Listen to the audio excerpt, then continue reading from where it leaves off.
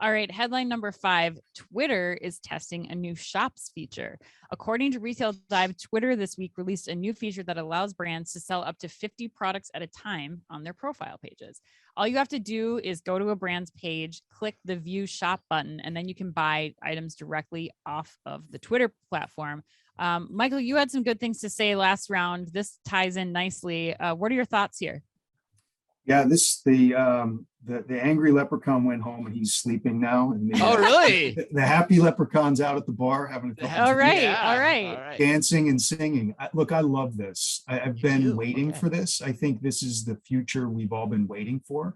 I mean, how many times have any of us gone on a social media platform, saw something that you wanted to buy, and just wished you had the ability to click through to it and Mhm. buy it? I think, obviously we're part here in my house of like the Yellowstone movement. So when you watch Yellowstone, X-ray comes up at the bottom. Yep. And I know some of the people that are involved with the show, they're now talking about converting X-ray into click through as well. So you can Yes. buy the clothes that are on the actors. Yeah. So I think this is Amazon just just did at the Country Music Awards. Yeah. exactly. So I love this. I think this is a natural evolution. There's definitely some pitfalls for them. They've got to figure out the technology. They've got to figure out the right inventory management, the right partnerships with the vendors, how they can monetize the experience. But I think this is the future that's been waiting to happen. Fascinating. Okay, so it's funny because like when we first talked about this yesterday, I was kind of where you were, and then Anne pulled me back a little bit. But like I'll kind of give you guys and give the listeners an idea of where my head was with this. And now, granted, I say this without trying it because I tried to try it on Twitter, but I couldn't find how to do it. It was very hard because they're probably in pilot phase. But in principle, there's an element I'd add to what Michael said too, which I'm glad Twitter's finally trying to do this. Yeah. But I actually like the hook of it too, where it's 50 products that can be refreshed and updated. So that keeps me wanting to come back to that brand's profile page more often because it's like, oh, hey, what am I going to look at today? But the thing that I don't love about it, though, when I think about it long term, is it's really not that different than how Instagram works or how a feed in Instagram works, where it's just that same curated content is coming to me anyway, and I can already transact from there.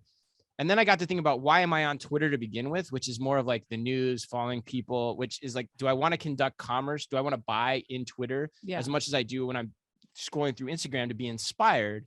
So net, I kind of came off my high horse and am kind of getting the hangover, to use Michael's analogy here already on this story. But Anne, you can sum it up better than I can. I mean, I read this and like after the last story that we were talking about with brands kind of taking their content and taking their customers back onto their own platforms. Yeah.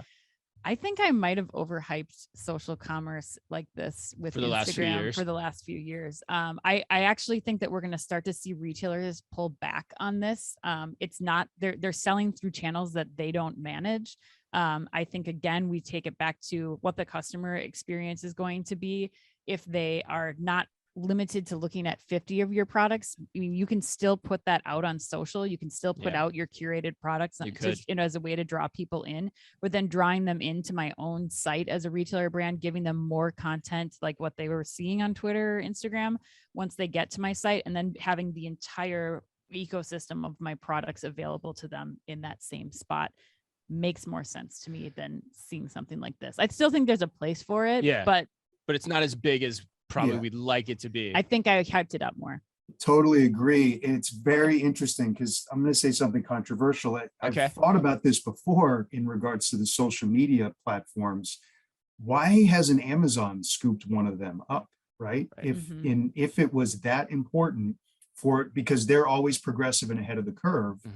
So if this was really a medium where they had access to customers and they could sell product to customers and really control the messaging, you would think that potentially maybe they would scoop one up, but they haven't. So the question then comes up is this just going to fade away and then it's going to go all back to the brands and the brands are going to control their message?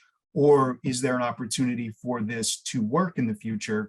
And then you see more consolidations of people like an Amazon.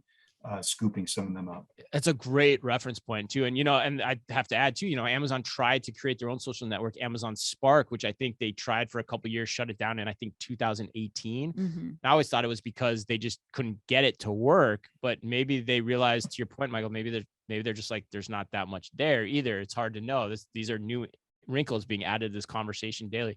David, I was just going to say, but I think that opens up our next conversation of what does this look like in the next iteration of social and the internet, and that's in the metaverse. And you do have the opportunity then to have those social connections, but then you also have retail happening and shopping and commerce happening in the same way.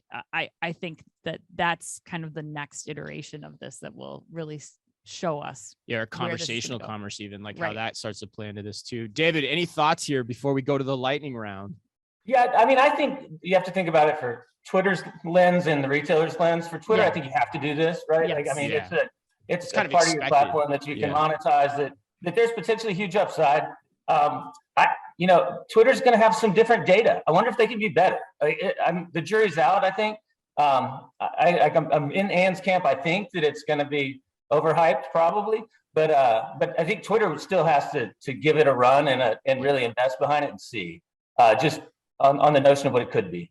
Yeah, that's a good point. I mean, you have people that are really investing in like things they care about, like news and politics and other things that they're getting from Twitter as a platform versus just social platforms where it's, following up on people, Dave. I think that's a great point. Yeah, it's a totally different mindset, 100%.